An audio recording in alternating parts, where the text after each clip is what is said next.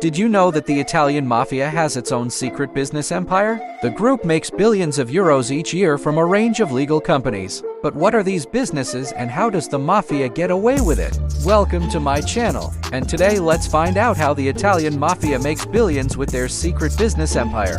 The word Mafia originates from the Sicilian word mafiu, which means refuge or protector. Originally, the Mafia was a decentralized association of gangs in Sicily. The groups often consisted of cousins, uncles, and brothers. They acted like a secret society and engaged in illegal activities. Some of their criminal actions included assaults, murders, and extortion.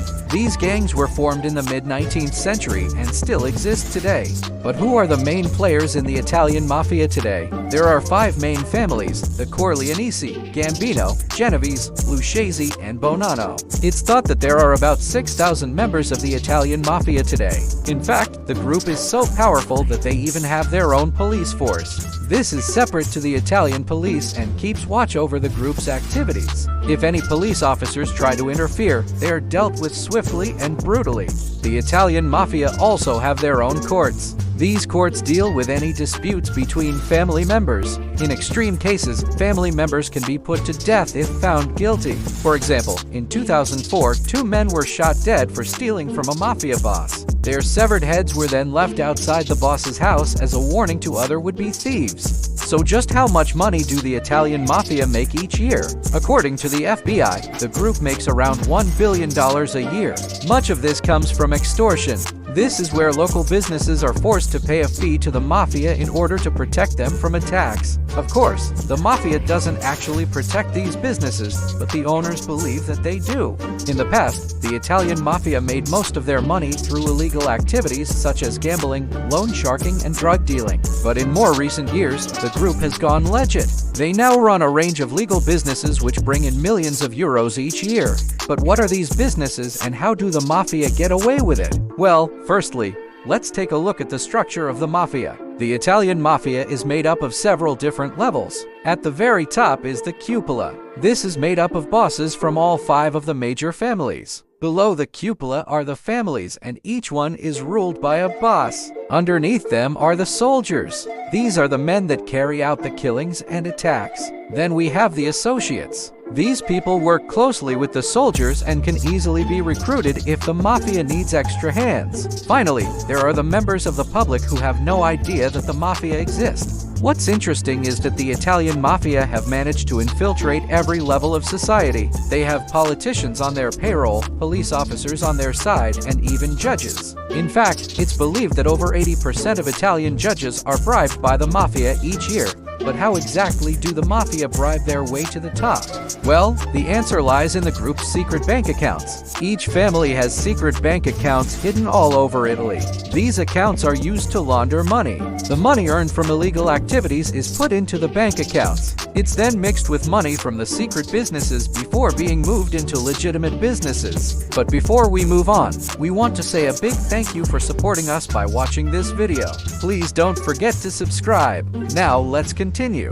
Laundering money is not an easy task, and the Italian Mafia have had to get creative with their methods. In the past, they used to own restaurants and hotels. They would then claim that they had lost money due to bad business. This allowed them to take money from their illegal activities and put it into their bank accounts without raising any suspicion. However, this method is no longer effective.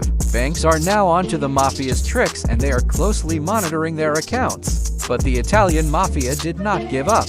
Instead, they started buying shares in banks. By owning shares in banks, the Mafia could control them and move money freely. In fact, it's thought that the Italian Mafia controls around 20% of the country's banking sector. The group also owns large shares in some of Italy's biggest companies, including oil companies, construction companies, and insurance companies.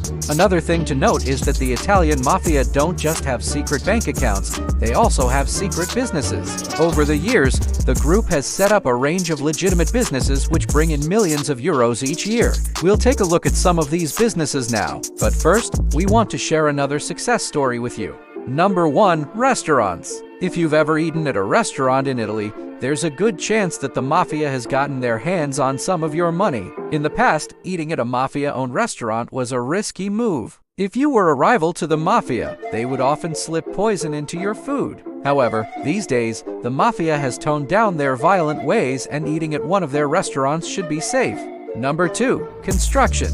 The construction industry is one of the most lucrative industries in the world, and the Italian Mafia knows this. That's why they have infiltrated the industry and set up their own construction companies. In fact, it's thought that the Italian Mafia controls around 25% of the construction industry in southern Italy. They use their power in the industry to extort money from other companies. They also use it to get government contracts. The contracts are then never finished, and the Italian Mafia walks away with millions of euros. Number 3. Casinos. Gambling is a huge business, and the Italian Mafia has gotten in on the action. In the past, the group ran their own illegal casinos. However, these days they only own legal casinos. They use their influence to ensure that they are awarded licenses to run casinos. Once the casino is up and running, the Mafia uses underhanded tactics to ensure that the house always wins. Number 4. Waste disposal. Waste disposal might not sound like a lucrative business, but in reality it is.